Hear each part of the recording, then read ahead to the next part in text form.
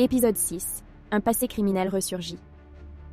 Après plusieurs semaines d'enquête, les gendarmes commencent à cerner les contours du meurtre de Jean-Pierre Dufresne.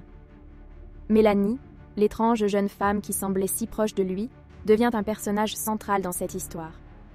Ses empreintes retrouvées sur la ceinture de la victime, ses comportements suspects et surtout, son alibi douteux, en font la première suspecte.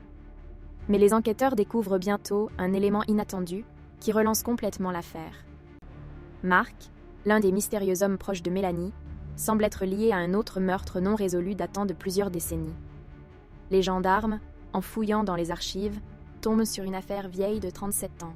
Un meurtre commis dans un bois près de Golancourt, en 1977.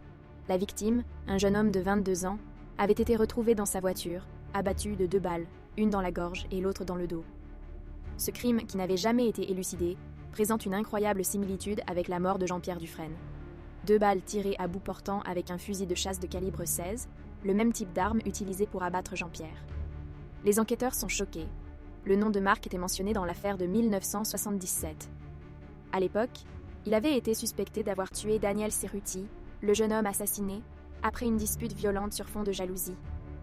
Marc et Daniel étaient rivaux pour le cœur de la même femme, et des témoins avaient vu Marc et la victime se disputer peu avant sa disparition. Mais en l'absence de preuves concrètes, l'affaire s'était soldée par un non-lieu, et Marc avait été déclaré innocent. Mais maintenant, avec ce nouveau meurtre à résoudre, les gendarmes ne peuvent ignorer les similitudes troublantes entre les deux affaires. La question est désormais inévitable. Marc aurait-il tué à nouveau par jalousie?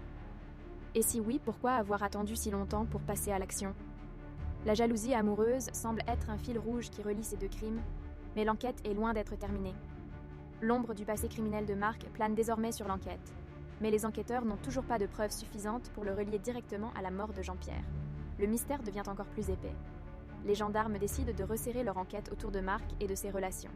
Mais une nouvelle découverte va bousculer à nouveau les certitudes. Que cachent vraiment Marc et Mélanie?